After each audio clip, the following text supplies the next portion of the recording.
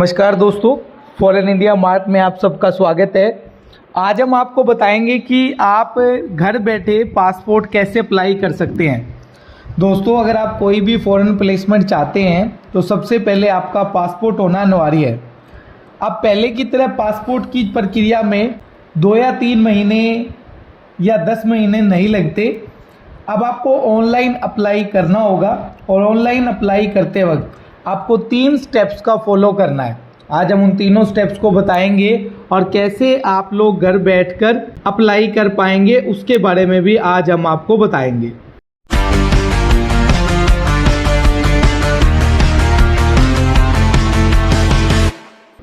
देखिए दोस्तों, सबसे पहले आपको गूगल पर जाना है और गूगल पर आपको पासपोर्ट सेवा लिखना है। जैसे ही आप पासपोर्ट सेवा लिखते हो, पहला लिंक आएगा passportindia.gov। इस पर आप क्लिक करेंगे तो ये स्क्रीन आपकी स्क्रीन पर जो दिखाई दे रही है वैसी स्क्रीन आपको दिखाई देगी। दोस्तों, ये पासपोर्ट सेवा मिनिस्ट्री ऑफ एक्सटर्नल का एक पोर्टल है जहां पर पासपोर्ट से संबंधित सारी जानकारी, ऑनलाइन अप्लाई, ट्रैकिंग और उससे संबंधित सारी जानकारी दी जाती है। आपके लेफ्ट कॉर्नर पर ये एक मेन्यू दिखाई दे रहा है, ये सबसे इम्पोर्टेंट है। सबसे पहले new user registration, existing user login, check appointment availability और track application status. New user registration, जो पहली बार अगर कोई यूजर पासपोर्ट सेवा पर आया है तो उसको अपना यूजर रजिस्ट्रेशन करके एक लॉगिन पासवर्ड बनाना पड़ेगा। एग्जिस्टिंग यूजर लॉगिन, जिसके पास ऑलरेडी अगर कोई आईडी पासवर्ड उसने बनाया हुआ है तो वो यहाँ पर आ जाएगा। चेक अपॉइंटमेंट, देखिए दोस्तों, पासपोर्ट अप्लाई करने के बाद आपको अपने डॉक्यूमेंट फिजिकल वेरिफिकेशन कराने के लिए नियरेस्ट पासपोर्ट ऑफिस, जहाँ पर डॉक्यूमेंट वेरीफाई होते हैं, वहाँ जाना पड़ता है। अगर मैं बात करूँ दोस्तों, तो यहाँ पर आप अपॉइंटमेंट अवेलेबिलिटी के अंदर आपके आसपास का अपॉइंटमेंट चेक कर सकते हैं। ट्रैक एप्लीकेशन स्टेटस में आपको पता लगता रहेगा कि आपका पासपोर्ट कहाँ स्टेटस पर है। इसमें अप्लाई करने से लेकर उसको ट्रैक करना, अपॉइंटमेंट बुक करना, अपॉइंटमेंट का वेरीफाई करना, पुलिस क्लियरेंस का और उसके बाद पासपोर्ट डिस्पैच का, सारे ऑप्शन आपको दिखाई देंगे। सबसे पहले मैं न्यू यूजर रजिस्ट्रेशन पर क्लिक कर रहा हूँ। न्यू यूजर रजिस्ट्रेशन में आपको कोई ज़्यादा डिटेल नहीं चाहिए, आपको बेसिक डिटेल चाहिए। अब इसमें देखिए दोस्तों, 2 ऑप्शन आ रहा है, register to apply CPV Delhi. अगर आप गवर्नमेंट ऑफिसर हैं या कोई काउंसलर है तो आप CPV दिल्ली से अप्लाई करेंगे, अदरवाइज़ आप पासपोर्ट ऑफिस के लिए अप्लाई करेंगे।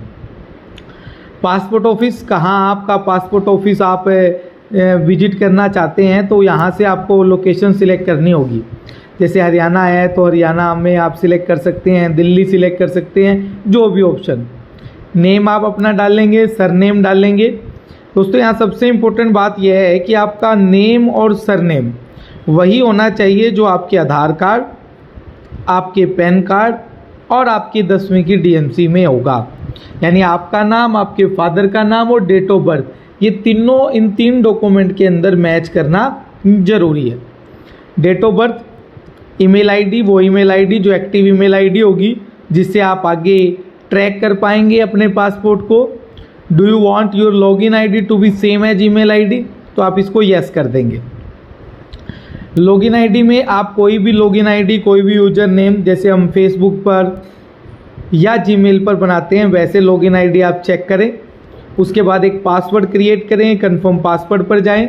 हिंट क्वेश्चन से आप कोई भी इनमें से एक चूज कर लीजिए। मान लीजिए आपने कर लिया make of first car on, उसमें I-20 आपने डाल दिया, ये फ्यूचर रेफरेंसेस के लिए है और यहाँ पर आप इसका करेक्टर डाल लेंगे और रजिस्टर कर देंगे। ठीक है दोस्तों, रजिस्टर करने के बाद एक ईमेल आपके पास जाएगा जिसमें आपका ये जो लॉगिन आईडी आपने जनरेट की है वो लॉगिन आईडी आपकी क्रिएट हो जाएगी। ठीक है दोस्तों, तो इस प्रकार से आपको सबसे पहले एक लॉगिन आईडी क्रिएट कर लेनी है। फिर से दोस्तों मैं होम पे क्लिक कर रहा हूँ। अब होम पे क्लिक करने के बाद मैं एग्जिस्टिंग यूजर लॉगिन पर जाऊँगा। एग्जिस्टिंग यूजर लॉगिन पर जाने के बाद मैं एक आईडी लॉगिन कर लेता हूँ। वही यूजर आईडी आप लॉगिन करें जो आपने वहाँ पर आईडी बनाई थी। ठीक है दोस्तों, ये आपसे आईडी मांगेगा, पासवर्ड मांगेगा और उसके बाद इस आईडी को लॉगिन करवा लेगा। अगर उसके बाद मैं बात करता हूँ, सबसे पहले अब आपके पास जैसे ही आप ये अप्लाई करते हो एक डैशबोर्ड दिखाई देगा, जिसमें आपको ऊपर जो भी यूजर है वो ये यहाँ स्क्रीन पर दिखाई देगा कि वो लास्ट लॉगिन कब हुआ है, उसका समय क्या है और उसका यूजर नेम क्या है। अब एक डैशबोर्ड दिखाई दे रहा है आपको एप्लीकेंट होम का, इसमें view submit application, apply for fresh, apply for police clearance certificate, apply for official passport, identity certificate, surrender certificate, ये एक पूरा डैशबोर्ड आपको दिखाई दे रहा है। इन सब के बारे में हम दोस्तों बाद में बात करेंगे। आज हमारा जो मेन टॉपिक है हम उसी पर बात करेंगे। ये सेकेंड नंबर ऑप्शन है अप्लाई फॉर फ्रेश पासपोर्ट और अप्लाई फॉर री इशू ऑफ पासपोर्ट। कोई व्यक्ति जो अपने पासपोर्ट को पहली बार बनवा रहा है उसको यहाँ पर क्लिक करना होगा। ठीक है दोस्तों, यहाँ पर क्लिक करने के बाद आपको अल्टरनेट 1 और अल्टरनेट 2 दिखाई दे रहा है। अल्टरनेट 1 में आप एप्लीकेशन फॉर्म फिल करेंगे, अल्टरनेट 2 में आप एक सॉफ्ट कॉपी फॉर्म की डाउनलोड करेंगे और नियरेस्ट जो है वो वहाँ पर अपलोड फाइल फॉर्म और क्लिक कर देंगे पूरे फॉर्म को। दोनों ऑप्शन आपके पास अवेलेबल है। पहले में आप ऑनलाइन फिल करने वाला ऑप्शन ज़्यादा बेस्ट है, तो इस पर हम क्लिक करेंगे। दोस्तों पहली स्क्रीन पर आपको दिखाई दे रहा है पासपोर्ट टाइप। पासपोर्ट टाइप में अगर मैं बात करूं तो फ्रेश और री इशू। देखिए दोस्तों, फ्रेश पासपोर्ट जो होगा वो न्यू यूजर के लिए है और री इशू का मतलब है कि पासपोर्ट एक वैलिडिटी देता है 5 से 10 साल की, उसके बाद दोबारा री इशू करवाना पड़ता है, या फिर पासपोर्ट लॉस्ट हो जाता है उस केस में भी री इशू कराना पड़ता है। एप्लीकेशन में 2 ऑप्शन है, नॉर्मल या तत्काल। तत्काल की अलग फीस रहती है।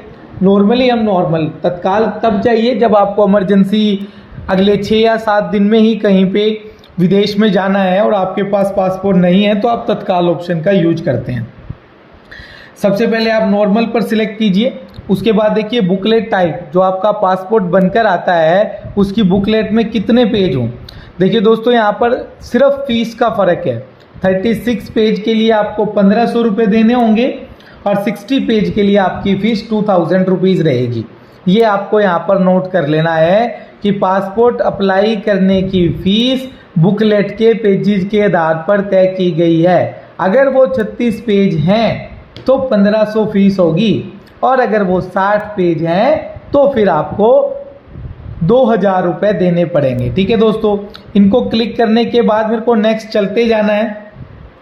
नेक्स्ट में पूरा एप्लीकेंट का नेम आएगा, यहाँ पर आप अपना एप्लीकेंट का नाम डालिए, अपना सरनेम डालिए। मैं पहले आपको बता चुका हूँ दोस्तों, आपका आधार कार्ड, आपका पेन या ड्राइविंग लाइसेंस या फिर आपकी 10th की DMC, तीनों में आपका नाम, सरनेम, आपके फादर का नाम और सरनेम और आपकी डेट ऑफ बर्थ। 3 महत्वपूर्ण बातों का आपको ध्यान रखना है। तीनों चीज़ आपकी सेम होनी चाहिए, अदरवाइज जब आप वेरिफिकेशन कराने के लिए जाओगे, ऑनलाइन तो अप्लाई हो जाएगा पर जब आप वेरिफिकेशन के लिए जाओगे तो उस समय आपको पासपोर्ट को होल्ड किया जा सकता है।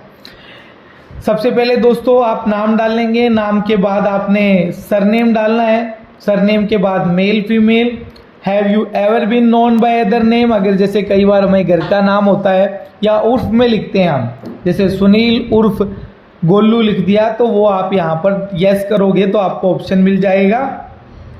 जो भी अल्टरनेट नेम आप अपने पासपोर्ट पर दिखाना चाहते हो सरनेम के अलावा वो आप यहाँ पर दिखा पाओगे। अगर आप नहीं दिखाना चाहते, नो। अगर आप दिखाना चाहते हैं तो वैसा नाम आपके आधार कार्ड या पैन कार्ड पे भी होना ज़रूरी है, ये आप ज़रूर ध्यान रखें।